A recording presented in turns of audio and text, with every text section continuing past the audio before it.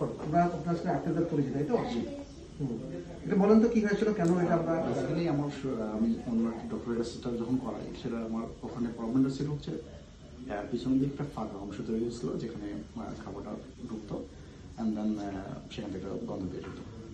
So এটার জন্য আমি যখন ডক্টরকে দেখাই, তো উনি এক্সরে করে যেটা পাই যে আমার আক্কেল মানে সিস্টেমটিক যেটা, সেটা ওদের পজিশনটা ভালো নয়। তো আমাকে বলে যে সার্জারি করতে হবে। দেন আমি ওনার সঙ্গে অ্যাগ্রি করি, দেন উঠে। বাট উঠানোর পরে 1 বছরের প্লাস সময়ে গিয়ে দেখি যে না, আমার আবারও দুর্গন্ধ বেরোচ্ছে। দেন আমি আবার ওনার কাছে যাই। যাওয়ার পরে উনি যেটা বলে যে না, আমার দাঁতের আরও কিছু অংশ রয়ে গেছে, যেটা আমাকে আবার সার্জারি করতে হবে। দেন আমি একটু নার্ভাস হয়ে যাই। আমি দেন আপনাদের এখানে আসি, আপনার কাছে আসি।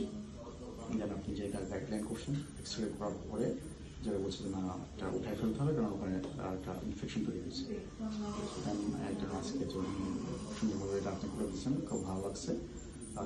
আর্লিয়ার যেটা আমার প্রায় 1.5 ঘন্টার মতো সময় লাগছিল, যেটা আজকে আমার খুবই কম সময় লাগছে। প্লাস খুব একটা ব্যথা আমি অনুভব করিনি।